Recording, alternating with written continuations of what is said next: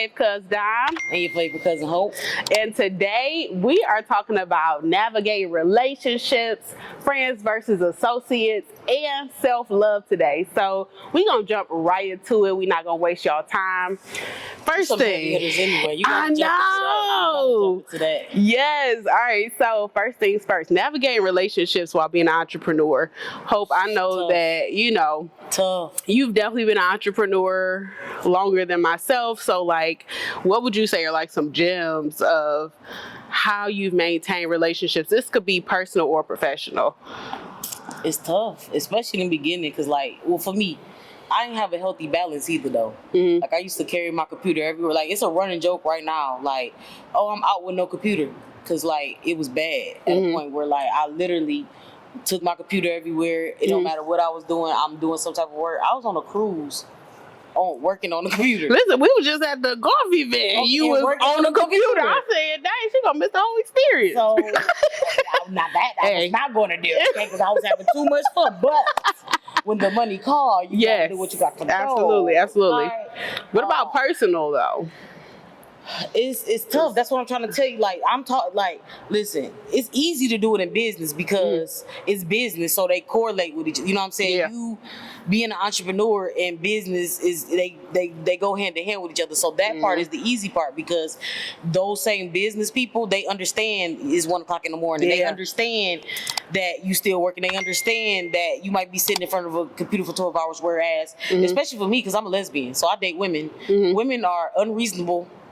And they want what they want when they want it. You feel me? Like they require it. Like sometimes I almost wish I was dating a man because at least they wouldn't need a whole bunch of time and attention. What? I would never do it, but I mean, well, I think it really just depends on the type of people you're attracting to. Because all women are needy for attention, no matter what. I done dated doctors, I done dated teachers, all the women she picking. Okay, I done dated all the women she picking. Listen. Anyway, so when it comes to being an entrepreneur, like with me, I'm a little bit more fresher, you have more tenure, but like when I am dating or in a relationship with somebody and they don't have an entrepreneur spirit, I think it is a little bit harder because like you said, they don't really understand everything that goes into it. And this is just from me dating men, you know what I'm saying? They don't know how to have that conversation or being able to ask. I honestly feel like it don't even matter about the gender. I think it really just matters about the type of spirit and understanding they have. Because if you're with somebody that's also an entrepreneur, you don't think that y'all vibe a little bit better than somebody that may not necessarily be an entrepreneur?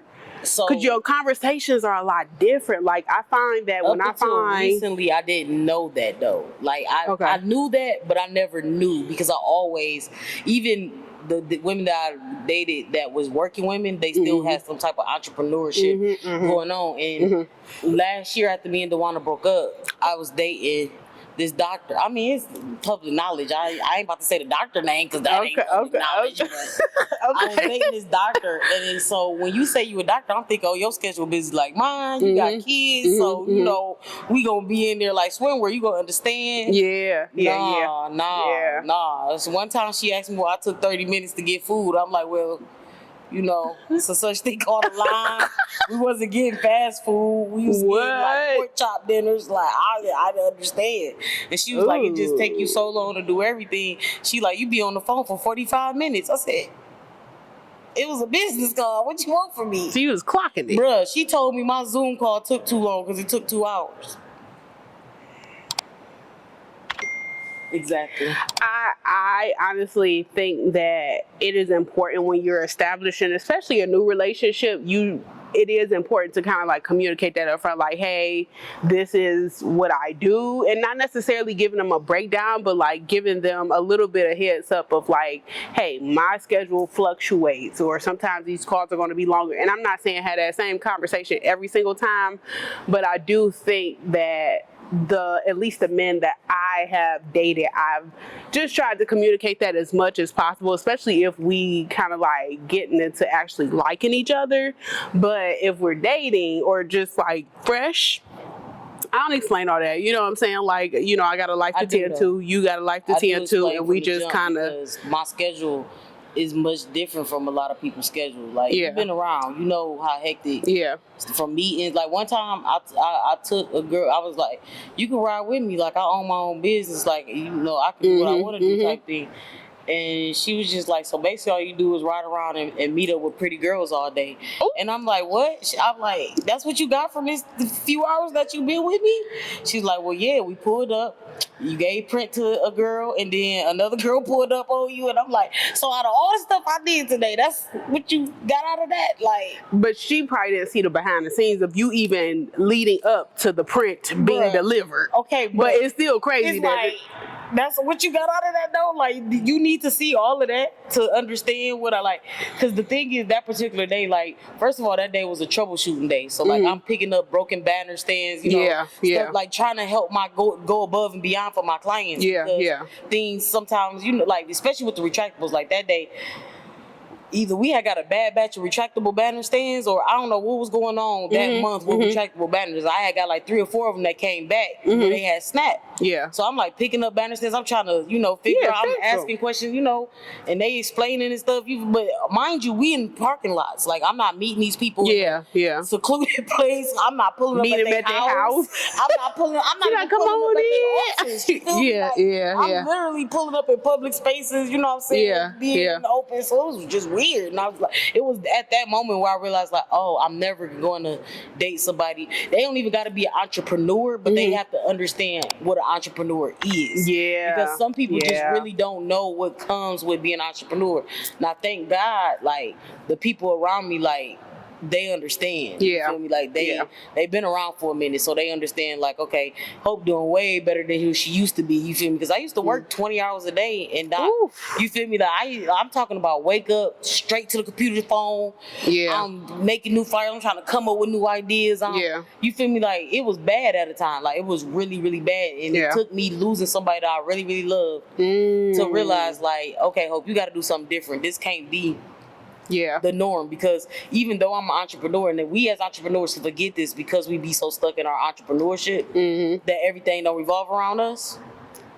I'm just telling you what God loves. That's real. As an entrepreneur, we used to set our own schedule, doing what we want to do when we want to do it for the most part. I mean, yes, we have set stuff to be in, and yes, we don't necessarily do what we want to do, but you get what I'm saying? Like, if I want to work in bed today, I can do that. Yeah. If I want to go sit in the cafe for 7 hours straight, I can do that. But when you get in a relationship, you might only could go sit in the cafe for 3 hours because you have a relationship to tend to, and you need to give time to it so it can grow. And us as entrepreneurs, we think when we go to events and network, it's like we consider those dates when we're working. What do you think about, like, so for me, what I've experienced is that, like, the conversations are a lot different, especially if they don't understand what my industry is. Right. So, like, for me, if I'm talking about consulting, or I'm talking about notary, or whatever I'm talking about, it's like it's going in one ear, not the other. And it's kind of like, well, you can't really depend on your significant other to necessarily be your end all be all. So some conversations you may not be able to have with them unless they're asking the right questions to try to understand, because it could be a lot to try to break down every single thing in the industry and what it means. Right. So, like, when it comes to, like, conversations, if you, like you said, this person didn't even understand the nuances that came with your business. Because most people think I own a print company, so I sit behind a desk all day. Like, as the designer, you probably sit behind the desk all day. There's certain aspects in the business where you're required to sit but because I do everything in my business, people don't understand. Like, today I might be the person that's going to get the inventory. I might, you know what I'm saying? Like, so, yes, from that standpoint, I understand what you're saying, especially with the conversation piece. But also, I think it's important for you as an entrepreneur to explain to your partner, I'm not expecting you to understand everything I'm saying. I'm just expecting you to listen and react.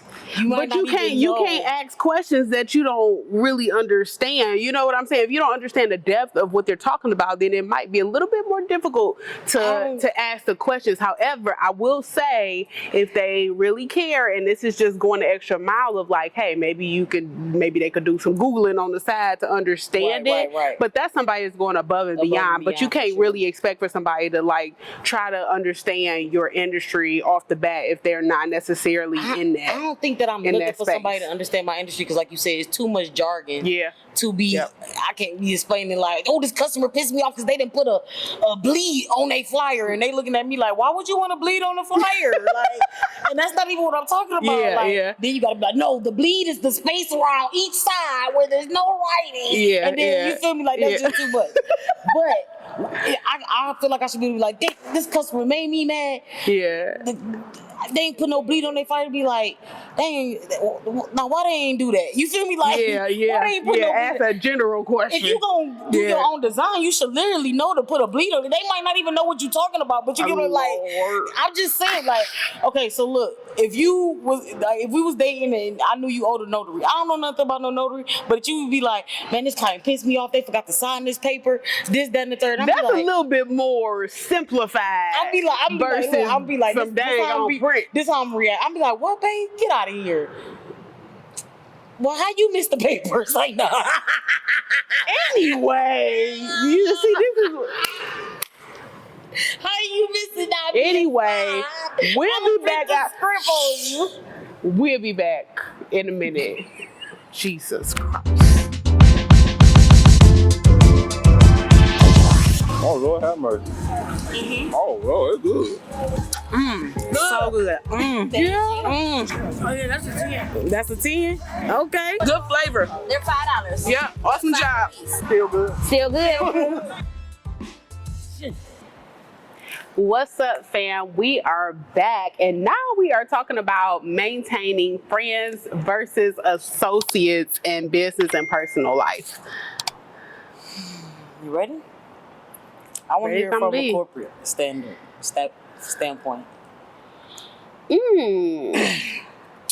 I know it had to be some snakes in the water. A couple people you thought was gonna be like fire type, but not even like my best friend or personal friends, but really great corporate business. I would definitely say I'm thinking back about it too, because I will say, like, when I had first started working just like a retail job, I was in a more predominantly white space. And then when I started working in corporate, when I first joined in, I was on a team full of black people. And now this sounds crazy because it's probably like I literally kind of had a little bit of culture shock. And I know that sounds weird to say, especially because I'm black and also because my family is black. But I think it was the reason why I was culture shock is because I hadn't really worked with a lot of people that look like me before. And they definitely, I'm just saying, like, they, us versus other people, sometimes we work differently. And so, are you trying to call us lazy? No, absolutely not. No, I'm not saying it. I'm saying, like, just it was a lot more. That's why. No, I would say like it was more like cliquish. You know what I'm saying? It was more cliquish. It felt more like high school when I was working with people that looked like me, and so it was really hard to kind of like get acclimated at first, but when I got onto that team, I was cool with this one girl. Like, we was cool. We would talk, share stories, secrets, whatever you want to say. And then we would even hang out outside of work. Fast forward, and then I noticed she started talking to people that really didn't care for me. And so then that made you feel away? I don't think it really made me feel away because I'm very observant. Like, when I saw she started to move differently, I'm like, okay, I got to be careful with what I'm saying to her because I don't know what she's taking back, et cetera, et cetera.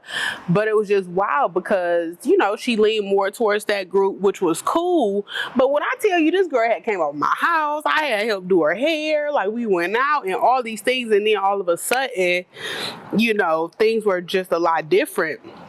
And when I bring people into my personal space, I don't take that lightly. You know what I'm saying? So I did feel some kind of way, but after a while, I was like, well, you know what? It is what it is. Nah, I'm the only child. I'm used to being by myself. So if somebody, if I'm friends with them, we cool. If we're not, that's cool too. Like, I'm used to operating by We myself. gotta explore you being the only child. Like, we gotta. That needs to be an episode all by itself. Oh, Lord. Well, Yeah. this interview about being the only child. I have Let's so talk many about questions. it. But I would say, like, I realized that she was not a friend. She was an associate, and so I just had to be really cautious on how I moved around her. And it was wild because years later, she had like sent me a message. It was like, I'm so sorry. Like, I really appreciated you in our friendship. Like, you was the only person that never talked about me. You was there for me, blah, blah, blah, blah, blah. Because she went through all this messy stuff. And I was just like, it's all good. I wish you well, but I ain't rocking with you no more. It's all good because I know I did right. You know what I'm saying? So I would definitely say, but that's when it came to like a business standpoint. I just already moved cautious, and I thought that we were cool enough. But then after that, I did start to slowly examine people a lot differently as I moved up the corporate ladder of like, who is a friend versus an associate, right? Because everybody wants something, and we all got a job that needs to be done, and it's okay to build relationships, but you have working relationships and then you have personal relationships. But I didn't want that trauma of that situation to carry with me all the time, because now I do have some friends that I legit call family that I met at work and we worked together. So I think it's just about discernment at the end of the day. But what about you? You think your discernment was off? I think it was off earlier on. Again, like with me moving into a new space, new role, new people, I didn't want to be so closed off because I used to always come off as guarded. And so when I actually started to connect with people, I tried to be a little bit more open-minded, and it kind of backfired, but it is what it is. Did you learn that that's just a part of life? But Yeah. I know that you being the only child, you don't get to learn some lessons that you would learn early on in life with having Like what? Girl. I'm trying to Even figure your own siblings could be fake towards you. You'd be like, hold on, now what you doing? What's going Hey, on? Like, I siblings learned that. go through it. I be watching y'all Siblings go sibling through it. people. Yeah, But siblings I be go like, through it, but whoa, y'all really It don't. teaches you how to navigate people in real life. So, like, No, that's people good. always ask me like, why do you get along with everybody? And I don't get along with everybody. I just understand people, and I learn to meet them where they at. So it's easier to deal with them in small increments.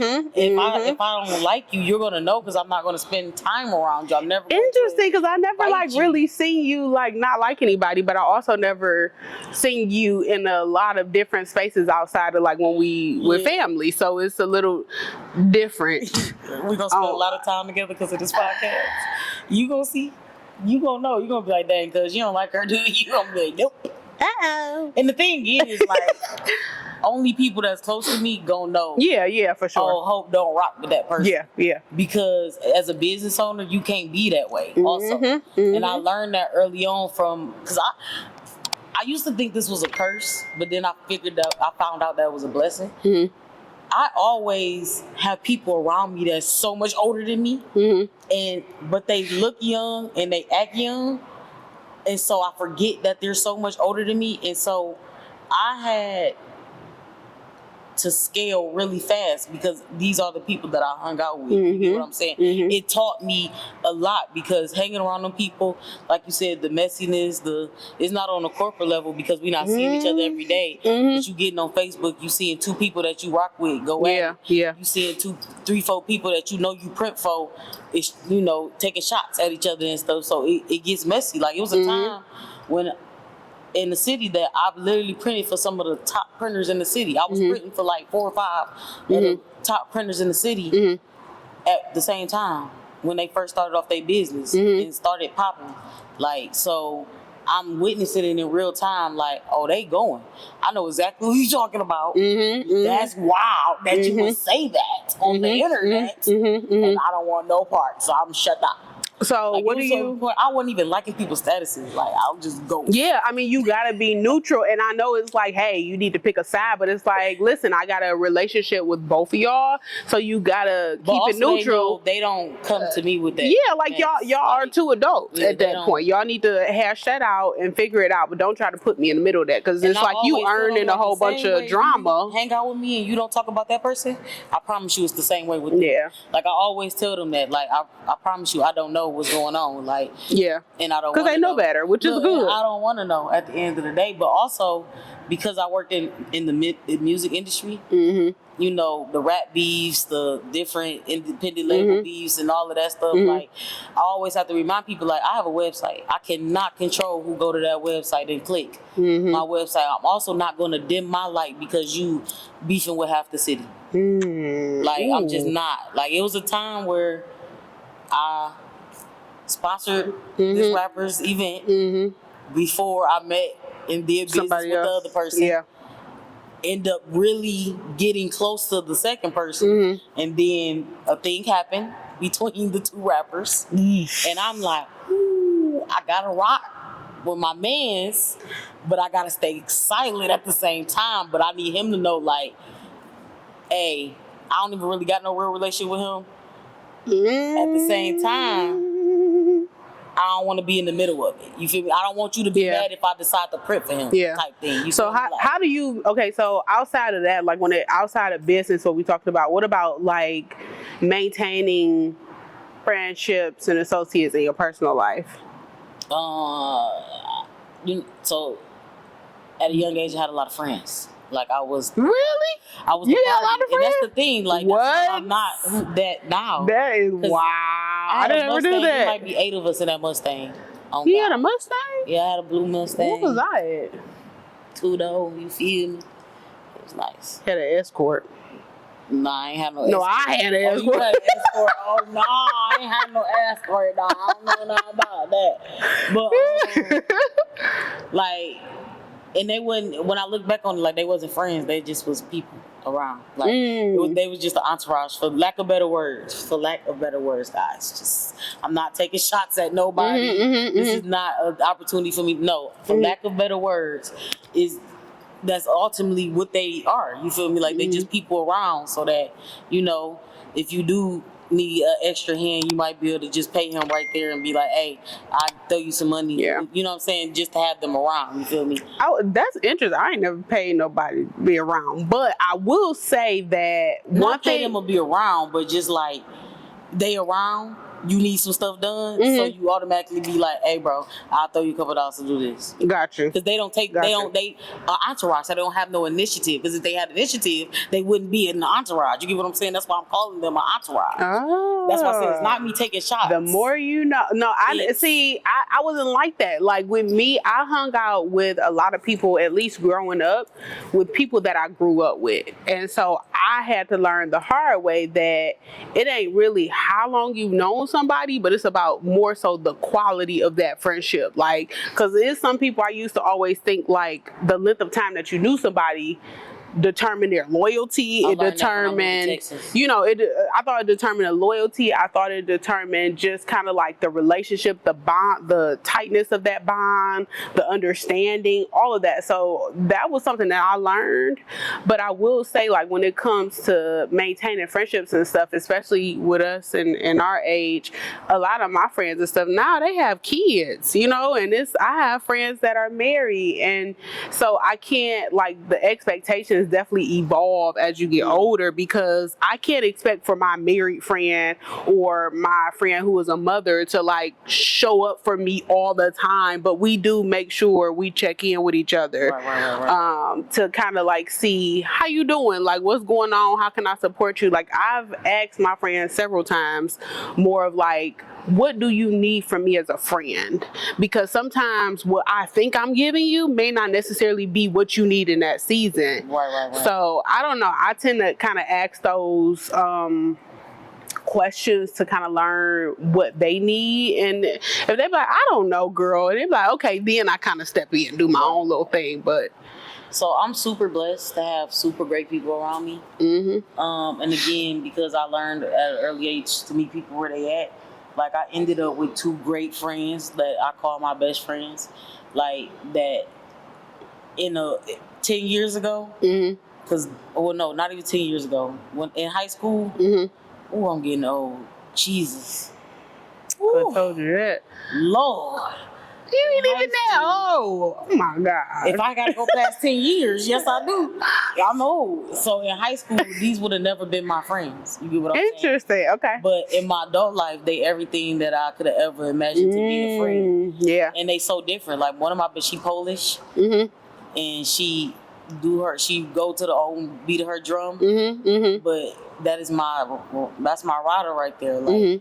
Her whole family, her husband, her kids, like we rock her heavy, and like you said, she married, she got kids, so no, I'm not expecting her to show up in every way possible, but she literally has showed up in every way possible that you could think of. Like, I be telling her husband all the time, he'd be like, "Hope you don't got to do this." I'm like, "Yes, I do. I owe your wife everything." Like, and I be wanting him to know that. Like, it's always respect, brother. But I owe your wife everything. So whatever she asks for is done. Done deal. And I love that. Like, then I moved to Texas. And it's so crazy because we wasn't friends at first. Like, she's just somebody I knew, and I probably was just somebody she knew, and then somehow we just ended up being really tight. And honestly, we called each other best friend for a couple of years, where it's like we still wasn't like really even best friends. Like, but she was the closest thing to a best friend in Texas that I've had. And then somehow like our relationship just developed, and like that's really like my best friend. Like. And I pride my friendships on how good of a friendship I have with their mates also. Okay. Like, I'm a little different. Some people might be a little protective of their mate. Depending on who they are. I don't want to be your friend then. Because I want to be, I don't never want to be no thing. Because as a lesbian, I have a straight best friend and I have a gay best friend. So it's really a thin line. You know what I'm saying? Like, he old school. Like, he didn't even like me at first, but it's just because I was a lesbian, and he like older. You know, like you trying to take my wife. All my friends is way older than me, so he's like 60. You feel me? So he's like old school. So that's why it was important for me. Like I gotta be friend, like, cause I don't want to lose my friend. That's my dog. Like, I knew that I was like, all right, I just gotta get this nigga to like me, cause like, ain't no getting around it. You feel me? And then like with my other best friend Treese, like it's important for me to be friends because we are both lesbians, and she's a feminine lesbian, and I'm a whatever you want to call it. You what are you? I'm just hope. You just a soft girl last week. I'm living in my soft girl. So that's why like it's important to me, and that's I think like. Because I'm able to navigate, like I have put a status on Facebook, something about like your friend coming to cook in your kitchen. Like the girl had got mad because his best friend came and cooked the dinner at her house, and I'm like, bro, that's weird. Like I do that all the time. Like I just call my best friend, and be like, I'm about to come cook for you. You feel me? I ain't had that one, not yet. I will say though, but that would be a problem for you though. I would say, I mean, I don't know. I really. So my thing is, I've always said like one of my best friends is my childhood friend, and it's a guy, it's a man, Lamont, and. What up, Lamont? He has, he has children. He dates and all that. And that's the thing. Like, I never really, like, he tending to his kids and working or doing, focusing on relationship, whatever he's doing. Like, we don't merge our lives like that. You know what I'm saying? Like, he only came to my house maybe one time. And I've been in my house for some years. And it's wild because I know him literally my entire life. Like, since I was 8. Like, but I think everybody's relationship is different. Like, no, that ain't even. But but like I don't go in her room. Like, there's certain places like I'm just not going to go. Like when I got out of my last relationship, she made me come move in with her because she said I was turning into an alcoholic. But that's another story for another day.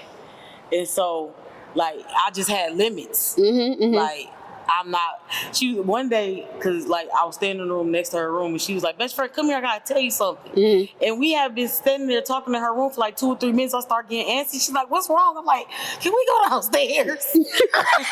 They feel weird. Yes. Oh, okay. This is too much. I think we need to. Can we text about this? don't like it. And like her girlfriend worked like all over, so I don't even think she was in the state at the time. So it was just like a weird setup at that. best friend, let's just go down to the living room and have this conversation because it was like morning time. Yeah. So she kind of caught me coming out the room. You feel me? It's got like a boundary, yeah, like an invisible. Like, yeah. I got hard boundaries, and my friends respect them in real life. Yeah. Like, I'm not the girl that you can get undressed in front of. Mm-hmm. I'm not one of the girls. Like, don't do that to me. Don't do that to me because now I'm weirded out. I don't know what to do after that. I don't know where I'm supposed to look. My eyeballs shifting. I'm looking weird.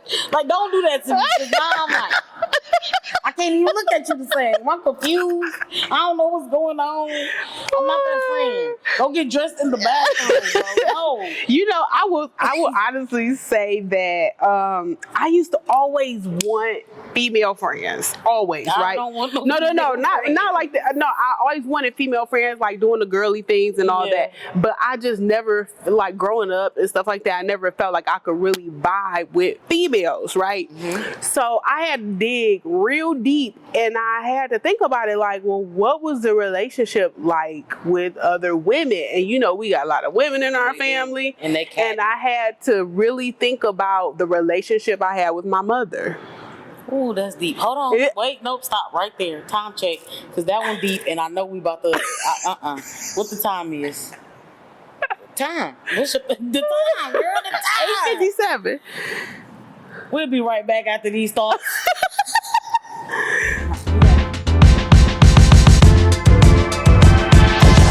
Oh, Lord have mercy. Oh, Lord, it's good. So good. Yeah. Oh, yeah, that's a 10. That's a 10? Okay. Good flavor. They're $5. Yeah. Awesome job. Still good. Still good.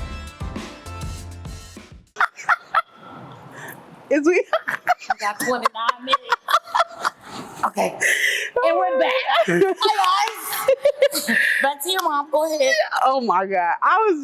So we were just talking about friendships or female friendships, and I was just talking about how I had to really think about the relationship that I had with my mother. Mm-hmm. And something not getting like into a therapy session, but more so of like, I knew that bits and pieces of the relationship with my mother was tumultuous, and I really didn't feel safe emotionally. So like when it came put the definition on the screen for y'all. When it came to like just relationships with women in general, I really didn't feel like I could trust other women, because I believe it really stemmed from how me and my mother interacted, and then also seeing how our other family members, not saying no names, but just seeing how they interacted with each other. And I was like, ooh, is that how everybody react? You know what I'm saying? So like, we mostly women and in the family. And so I used to really think like, man, maybe I really just don't know how to curate or how to have healthy relationships with women, because I never really saw it growing up. But I learned how. Like I did research. I literally started I Googled it. Listen, I Googled it, like how to have healthy relationships with other women. Right. Because I did not know what that looked like. Right. And so I looked it up. Like I started, like at first it used to be weird to like hug people too. Like hugging. I'm like, talked about that, but when I say hugging was weird for me for years. So weird. And when I moved to Texas, you know, they huggers. And when I say my body used to tense up so bad, they used to talk about me so bad. Why are you so tense? Because you're touching me. Yeah, yeah. Like hugs was not a thing for me, and most of the females was a thing. See? Like, yeah. Oh yeah. my God, that's crazy. Yeah, but it's the nice hugging. to know that it wasn't just me. Like, no, because like discovering that in Houston was a thing. Because you got to think about it. I have no family around me. I have nothing. I just have these strangers showing me affection and love that I have never experienced in my life. Like, they are lovers, they are huggers, they gonna tell you they love you in every conversation. Awkward. You feel like, I'm talking about like, a grown man say I love you, bro, and you just standing there like, oh, you want me to say it back? Hey, I know I can say this because he loved me. One day I was on the phone with Derek and he said something. I'm like, man, I love you, bro. No homo. He was like, Hope, I don't think that's homo, but carry on. I was like, well, you know what I meant. Like, I ain't know how to take that. Yeah. But when you think about it, like, it's not homo. He's a man, I'm a woman. So like, why did I say no homo? Because it felt real homo to me. But it's nice to know that, because man, listen. Yeah. And that was the thing that affected my relationships. Because affection. I date women, so like women are super affectionate. Most women are super affectionate. They super lovey-dovey. They super want to be in your skin. Took all me the a while time. to get there. They super like want to be. You can spend all day with your girl, and if you want 5 minutes on the toilet, They still it might miss be a you. problem. You feel me? Like I'm talking about, you know, them things on TikTok where he be like, "Bam, I'm about to go to the store," and as soon as he get in the car, she call like, "Well, why it's taking so long?" Like, no, that's real life. Like, and that's interesting that you say that, because like with me and just again growing up, I was never like super affectionate. I didn't even like to look people in the eye. Then the eyes. He was not a hugger. I did. Yeah, the hugging, the I love you. She loved us for sure. We knew that. Like, she showed it every day. But words or even just hugs. Like, I can honestly say now to this day, and it's, you know, I'll be transparent of like sometimes when I see my mom, she be like, "You don't want to hug your mother," and I'm like, no. no, I don't. And it's not because I don't think we ever hugged in life. It's not because I don't love my mom. It's just because that's not what we do. So like, she's like, "Why start now?"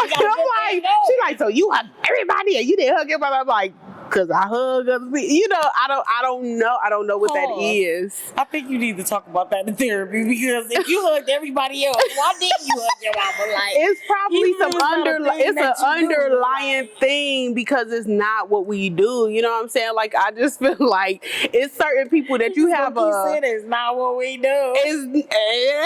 It feels weird. It feels weird. It feels weird. You know, it feels anyway. So when it came to female relationships, friendships, the hugging, learning how to do it, but also just in general, learning how to like find good friends. I would honestly say, like, because my thing was, again, I used to think just because I knew somebody for 20 years, we was the best friend, or I was their sis, but they wasn't really showing up for me. You know what I'm saying? But I was showing up for them. So I had to really have discernment in picking the right people that are fitting for me. Right. But also, I had to, and I don't even want to go too much into it, but more so like I had to find people that I could actually be vulnerable with. Right. Because my feelings is I used to be very like closed off and all of that stuff. So From being the only child? I think it was just more so of just not ever feeling emotionally safe around anybody. That's deep.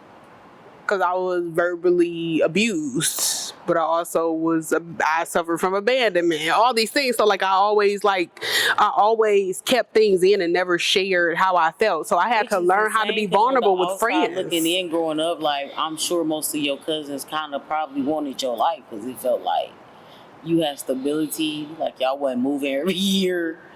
Like the stuff that we probably was thinking. You sit here looking at me like, "Stop playing with me." But I'm being serious. As your little cousin, like I remember, like, dang, cuz they been staying here for some years. They doing good.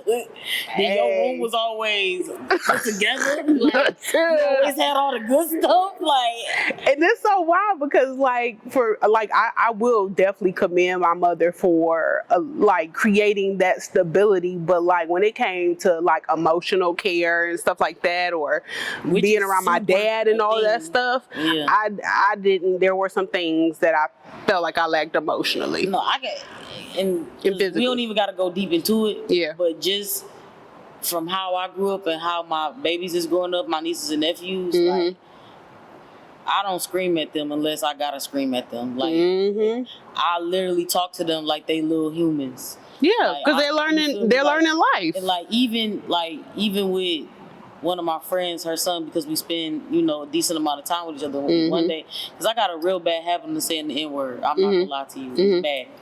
And one day I was like, something, you little N-word. And he was like, Hope, I just gotta tell you something. I really don't like being called the N-word. Oh. And he said it so respectfully. At first, I was like, and then I had to kiss myself, like, you know what? I cannot promise that I won't slip up and say it, but I am going to try my very much hardest not to do it. I apologize. Like, I had to catch myself because what am I about to scream at him for saying what he feel? Like, he don't like the word. Like, whereas, growing up, You would have been like, what you say, little N-word? Like, that would have been her rebuttal. Yeah. Like, you to piss me off. Yeah. So, like, it's definitely, but we had to go through it to learn. And it's messed up because it took me till I was like 30 to realize that okay, let me put it like this. I was the person that thought as long as you didn't cheat and you paid all the bills and you made sure your girl was good, that you was good. Yeah, mate. A good partner. Yeah, you feel me? Like, oof. I was really that person. Like, the emotional part. Oh, you want to touch me? Oh, you want to lay in the same bed? Not lay in the same bed. Bro, like, you got to understand, in high school, I had a long distance relationship. Mostly because I wasn't out, but a lot because I didn't want to be bothered every day. Like, it was amazing. She lived in Lansing. I lived in Detroit. When I wanted to see her, I would go down to Lansing, like, spend the weekend, gotta go. Like, yeah.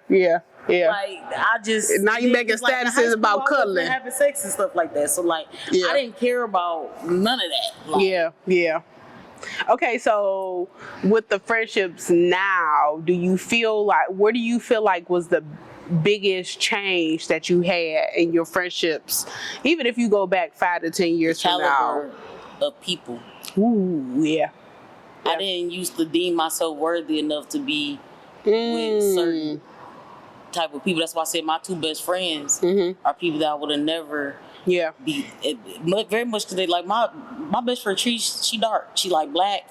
She's very goth. She writes poetry. Like, she might sit in her room for 17 days straight with the lights off. Yeah. Like, she's very introverted. Yeah, she's her. Like, and I love that for her. Yeah. In high school, though, I would have thought she was weird. Yeah. And I tell her all the time, sometimes I still think she weird, but you my little weirdo. I love that for you. Not you, my little weirdo. My little weirdo. No, but for real, though, like, the caliber of people. Like, that's the only way I can boil it down and without like having to really go into it. Like, because like I said, one thing, and I really, like, I already knew this, but then I was talking to my brother Sean, and he like, he said something on the lines of, one of your friends will let you slide or do something. I'm like, no, they won't. I ain't got no friends that's gonna let me slide. I'm telling, I'm like going off like on a little rant, and it made me think like, dang, you ain't gonna be letting me slide on nothing. Like, they hold me accountable like a bug. I don't like that for me. What? You don't even hold yourself accountable like this. This is insane. I'm just saying, they know how I feel. This ain't no secret. I'm just telling you what God love. I don't got no friends that don't hold me accountable. Sometimes it's exhausting. It can be exhausting. It's like, but we talked about accountability last time. We did, but sometimes you don't like it. I'm just gonna be honest with you. Of course we don't. Exhausting. Of course we don't. It's exhausting. Holding that mirror, especially when you want to stoop down to a person's level, especially in business, boy. Because like, I don't do Facebook beef. Like, look. In the last year, I had a little squabble on Facebook with somebody. Squabble up. We don't say no names because she got millions and they will come for no names. Okay, so I had a little squabble. Instead of them getting on Facebook and defending me, these jokers is calling me, cussing me out. They don't respond. Because it need to get to you a lot faster. And you got people on your Facebook that matter, and I'm like, I don't care about them people who matter. They gonna see the real hope today. But you gotta think they can get to you faster when they on that phone, not that post. Okay, whatever but then it is. You making me look like a weirdo because I ain't got nobody on the post. You just going on the post is going on me, and everybody calling me instead of doing. They like, nah, she wrong, but you better not respond. And I'm like, what do you mean? Like, this is crazy. Like, you don't want me to defend myself? They like, you got so much to lose. Like, I'm that's their sorry, but favorite Beyonce line, don't bro. say nothing, honey. So I'm not Beyonce. I haven't grown up that much. I got some time to get to that level. Hey, sometimes because it's better not to say none at all or she handle had a it behind publicist the all her scenes. life. I don't got that. I don't. You can learn observation. And this is exactly why I remember in the first episode where I said people don't really know me like that, is because people don't allow me to do what I want to do when I want to do it. Sometimes they save you from yourself. Listen, I went through a really bad breakup, Li- and wi- don't do that. I went through a really bad breakup, and I was not me. I was a different version of me. And I'm talking about, it wasn't even 30 days into me being this new version of Hope. Oh, I'm getting phone calls and text messages. I'm getting threats to call my mama. They talk about they about to ship me back to Detroit. Like, Why? I was drinking. I was drinking, and they wasn't going for it. They wasn't having it. You feel me? Like, at least you had somebody that cared, they though. wasn't going for it. They cared, though, because what if they didn't? They ain't gotta care so much. Dang, I'm just saying. Sometimes you just want to wild out. Sometimes you just want to. Did you work I as want to go hard as you viral on did? social media. That way? Some way I ain't went viral no other way. This might be my only way. No comment. Oh my God, I can't even go over. See, another person want to hold me accountable. Free me. I'm gonna make t-shirts that say free hope. # no accountability partners. Anyway, we'll be back after this break, y'all. After 'Cause they Hope is a finish being mess. my accountability partner. We'll be back, y'all.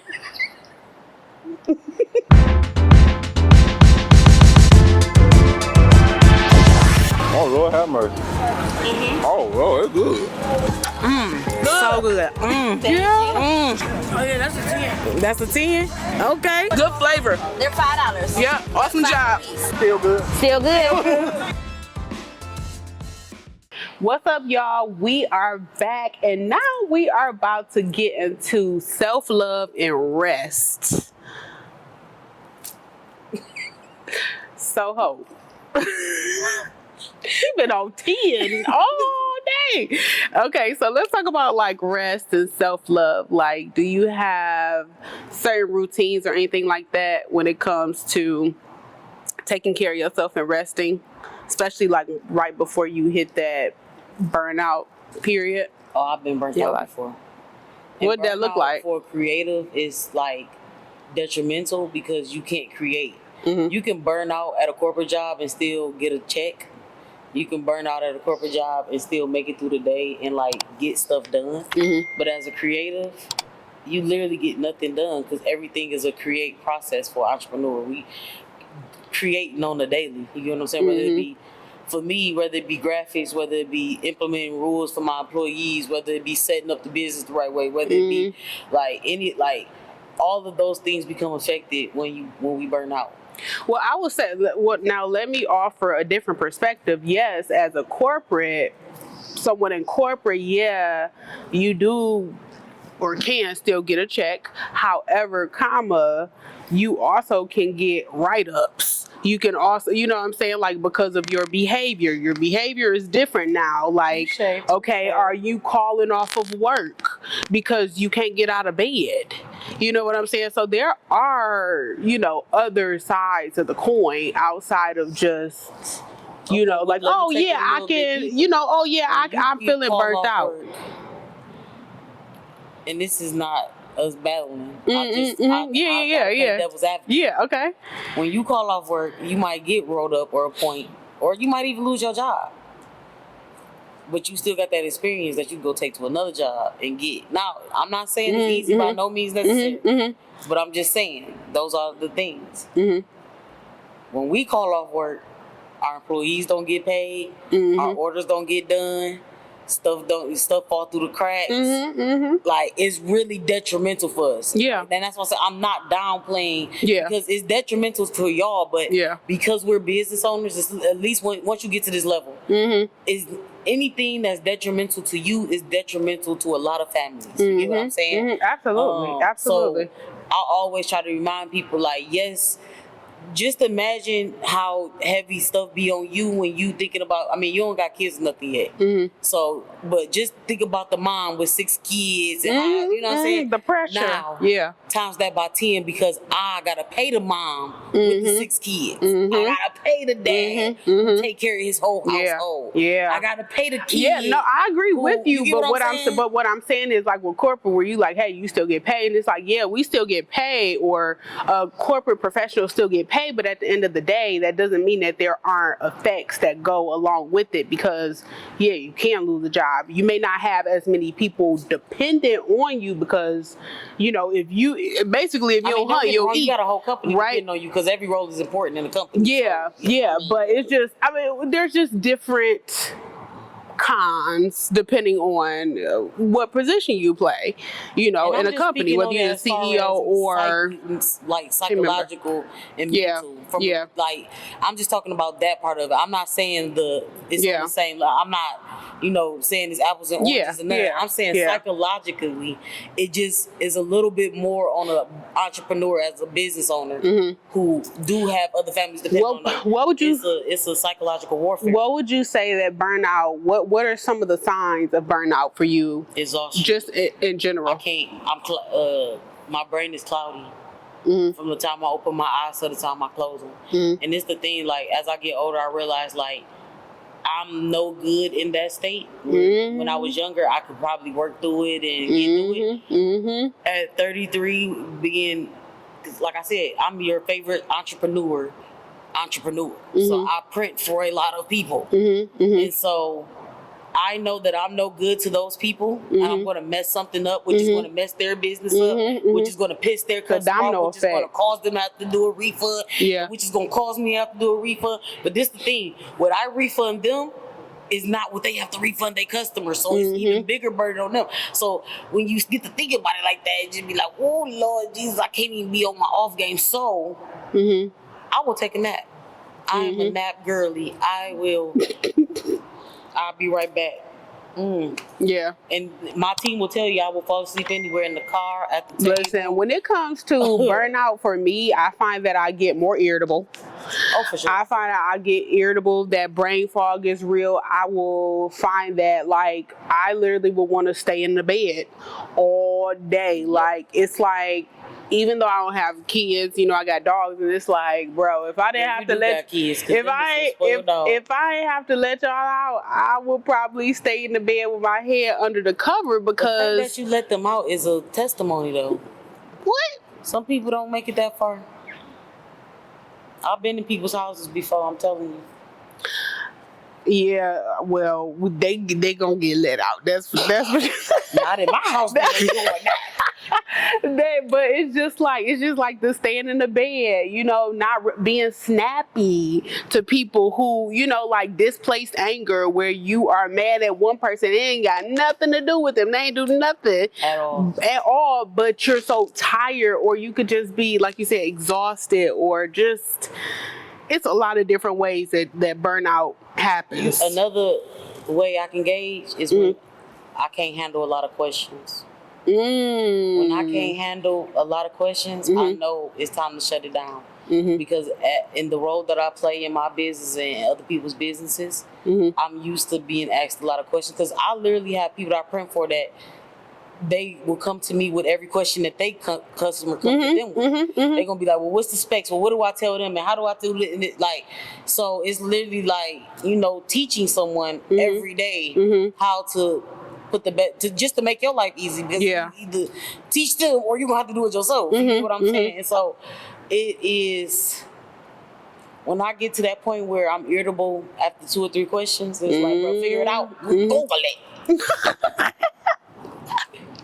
It is time for me to shut it down for sure. Because, like, all right. So naps, what else do you do? Nap.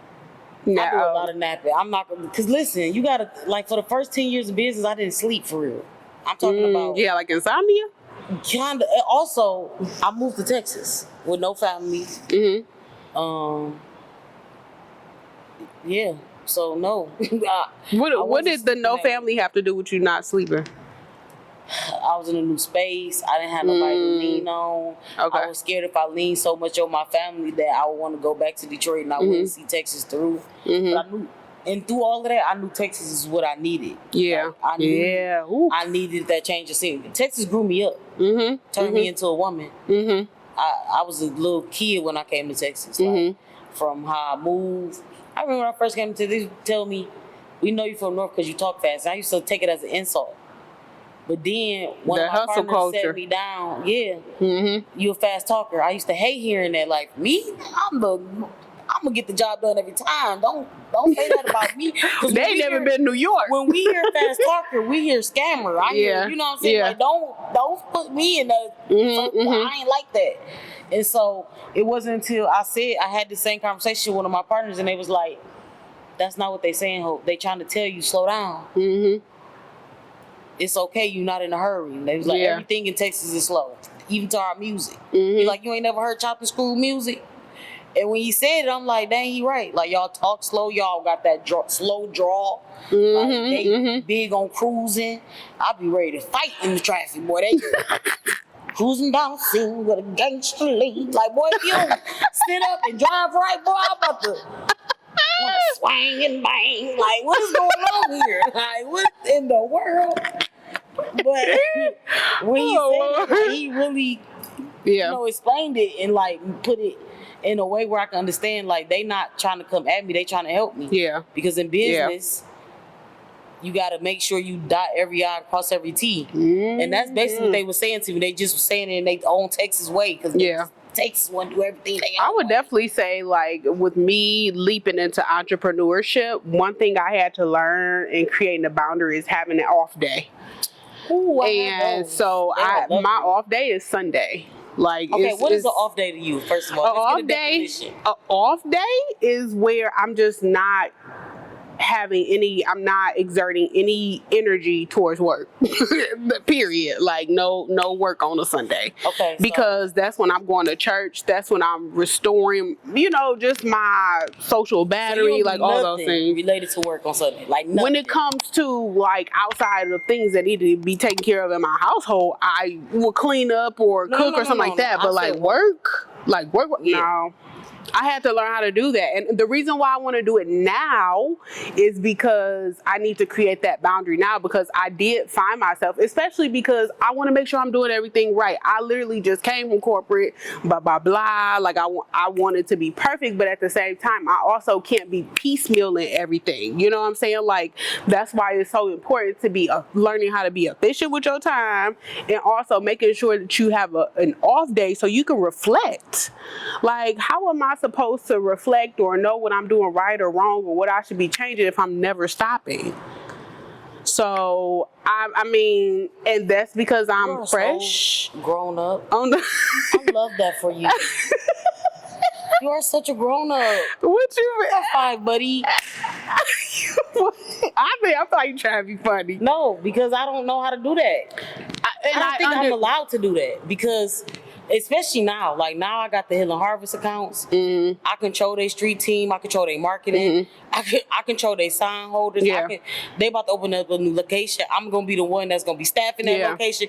So my phone ring every day. Like, and I so get my that. Day off for me is me laying in the bed, working from home at my own leisure and at my own pace. I might lay and listen. I do this a lot, especially since we brought the street team back, because it's so taxing on time, especially at nighttime with the accounts that we have anyway right now, because we deal with a lot of clubs, we deal with a lot of dispensaries and things like that. So a lot of the stuff happen at nighttime outside of like the festivals and stuff, and it requires me to be in the club. So now for me, even if I wake up at 8, I might not open my computer till 2 o'clock.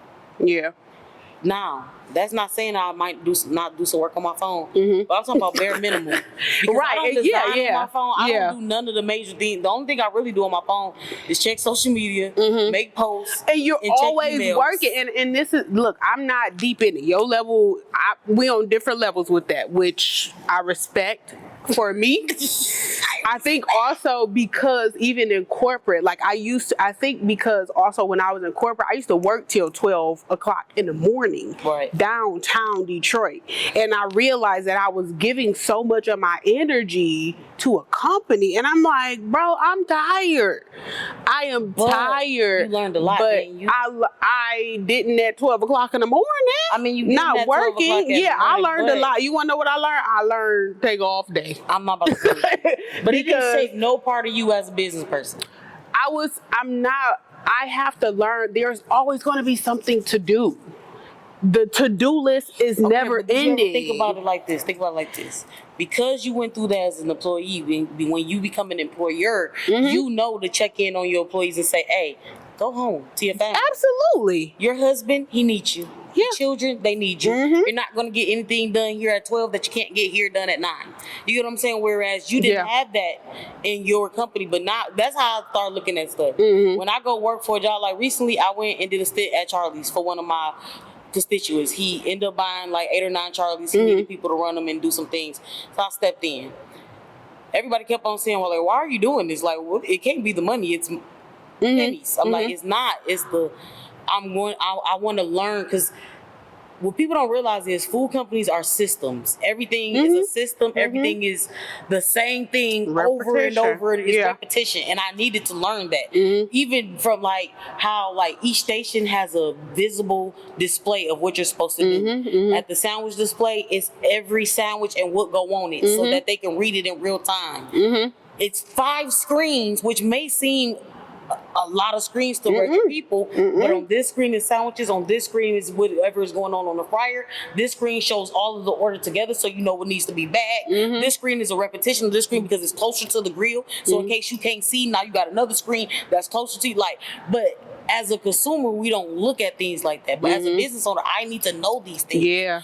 Because print is almost the same thing as food. It's an assembly line. Yeah. You get what I'm saying? And once I started explaining to my constituents, they like, okay, I get it. But like, you couldn't learn that on Google. You couldn't YouTube it. I'm like, Well, I would say even from a corporate perspective, based like the roles that I played, because I was a product manager and a business strategist, I seen a lot of the behind the scenes of like the operations that goes into a mortgage company. So seeing all of those processes and having the dashboards, the data, what's going in, what's coming out, every in and out every single day, like pulling reporting, giving it to executive That was a big leadership, thing, like the reporting. those are things that I did. So I completely understand that. Like the systems that they absolutely use to like, even down to how they, the system they use to take their transactions. Everything. Like the banks they use. Like, I'm trying to get all the education that I can get. Yeah. You feel me? And like, it was deeper to me than a job. Like, it was, okay, they got 3 employees and they pay is 50% of what they made today, which is terrible. But you ain't sharing their business, are you?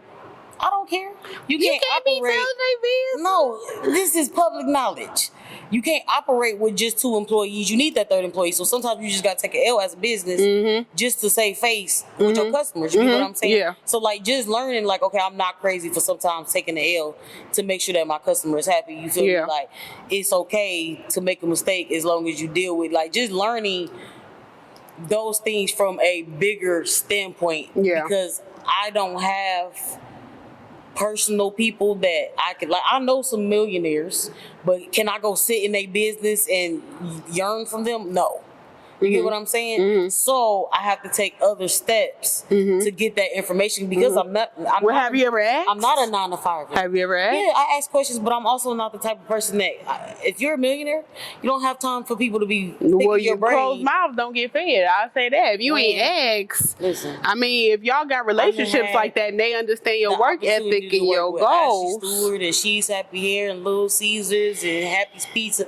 So this mouth is always open. Wait, hold on. Pause. Wait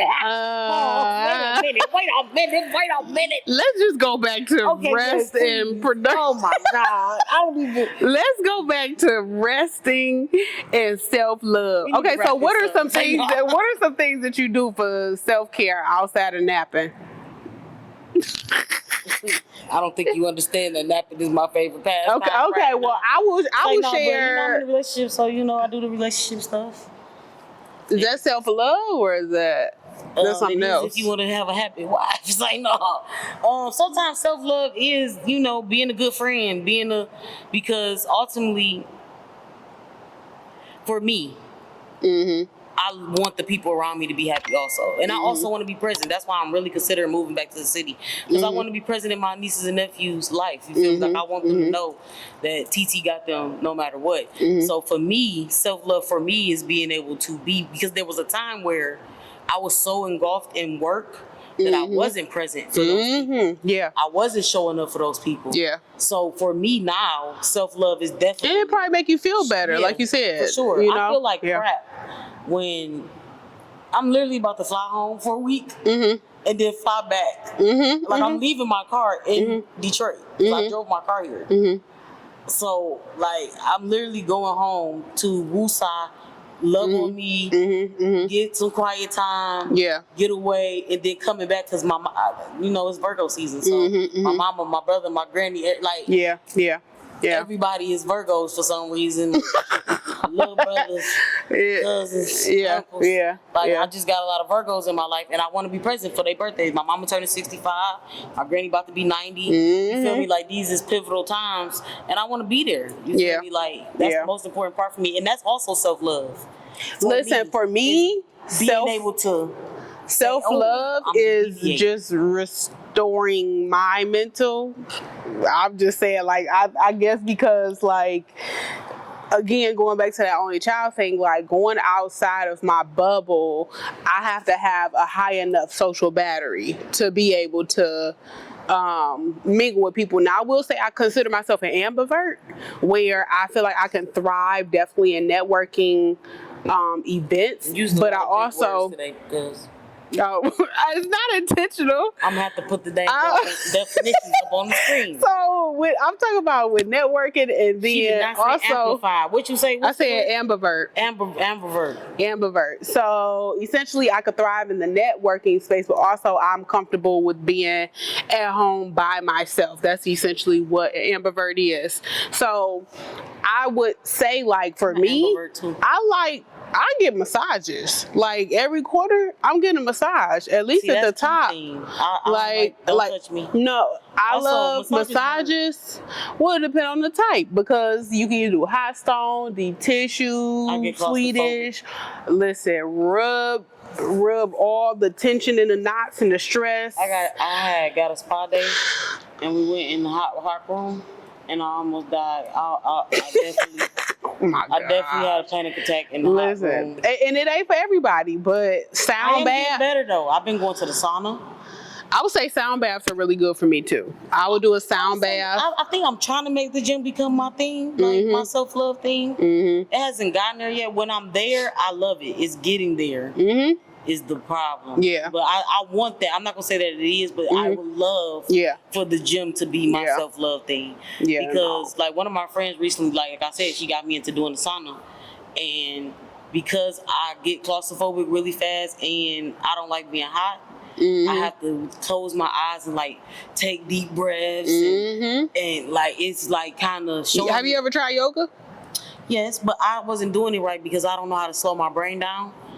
And I don't know how to breathe. And that's why I said the sauna has really been helping with that. Because I find myself even doing it in my workouts. Instead of I would be like... Yeah, breathing definitely You feel helps. me? And like, really slow. And then like, even with my reps, not just, gotta get through it really, really fast. Like, just taking my time. Like, self-love for me is taking my time. That is what, because listen, I didn't even know how to do that. Like, well, at least you know. I mean, self-awareness is always important. On a lot of stuff. As you should. I've been working on a lot of stuff. As you should. Like, you're evolving. Really we're forever evolving, but at least you're evolving. I grew up a lot. I think that's why I'm able to sit in this space with you now. Like, as close as we always been, it was hard for me to like be close to people because I knew that. Yes, everybody see me as this great business person, but as just Hope, the person, I wasn't together. Like it was it was. a I'm thing. sure I've shared stuff with you, and you'd be like, I remember you was like, dang, cuz I didn't even know you was going through all that. And I'm like, Man, I thought you had the best life ever. I didn't think you went through things. Jesus, what? Do you know, and we could say this for another time, but I will just say that I recently shared a little bit with my mom about like my childhood, and she was like, I thought you was always fine. I didn't think that you... Because that's what you always came off as. See, I know what even my mom was just like, I didn't think that you were unbothered by so much stuff that I really thought that you just was unfazed and unbothered. Like, I'm telling you, I used to tell my friends, like, my cousin, bro, she got the best life ever. Check on your strong friends, y'all. Prime example, because I swear I thought cuz had the life, man. I mean, I'm not gonna say I had a terrible life. There were things that could have been better, but it's just life is just like knowing that you actually went through things. Like, I'm telling you, like, I didn't think you went through things. Like, you always had, it seemed like the good job, had been responsible. You bought a house. You always had a nice car. I don't even remember you driving no Escort. You just messed me up with that one. Bro, that was my first car. When? My first car was at Granny's house. When? Girl, when feel I like was... you popped out in the 2015. Oh my God, no. Wait, you older than me. I feel like you popped out in the 2000. Not at all. But hold on though, in your era, an Escort would have been the it car though. No, the hell it was the fucking not. I was driving a 98 and I graduated in 07. Bro, what? I drove a 2010 Trailblazer and I graduated in 2010. So Exactly. So exactly. I went to a midlife crisis and bought a 2007 Blazer sitting on 20s. What the? And then she realized she didn't know no better. Then we talked about her so bad she made me swap cars with her. Like, here, you drive the one with the this. Lord, Life was good. Life was so easy back over then. here on. Listen, anyway, the moral to this is check on your strong friends. Check on your strong friends. They real strong, cause baby, you learn something new every day, and that's really what this is about. Like, I learned something new about you too, though. As like, we still learning so much about each other. A lot, and that's just circle back to like even mate relationships and best friend relationships. Like, was it? It might have been you or it might have been Agnes, and it was like you never gonna know a person enough. You just gotta take a leap on faith or something like that. One of y'all said. Somebody said that. Somebody said that to me. I didn't say that. But I understand it now, because I was like, you gotta date somebody for 7 years before you get married. Cause I might have told you that before. That was you, right? How about some 2 years? 2 years to what? But I'm not marrying nobody in 2 years. Okay, come on. Wrap this up, because you done pissed me off that quick. 2 years. That's crazy. All right, y'all. We done talked about a whole lot of stuff. You shouldn't have pissed me off. In this episode. Oh my gosh. We done talked about. Next episode, we talking about why you shouldn't get married in 2 years. No, we're not. We're not talking about that. Anyway, y'all take care of yourselves. Thank you for tuning in. You're not gonna leave the people with no words of wisdom. We told them to check on their strong friends. Oh, I got something else I want to say. Are you sure you want to say that? I was just gonna tell them that we got 1% better last time. Let's get 2% better this time. See, you don't got no faith. All right, in me. there you go. I no do got faith in. All right, y'all. Well, 2% better. Make sure that y'all like this, comment, share, subscribe. Give us some feedback. What are some things that you want to talk about? What are some topics? Do you feel like we should have expanded on something that we mentioned? Like, or should we put a pin on it? Should we spin the block? Okay, look, all the things. Okay, we should have a spin the block session. Anyway, y'all, have a good night. Take care of yourselves. Check on your strong friends, and we are out. Peace. Bye.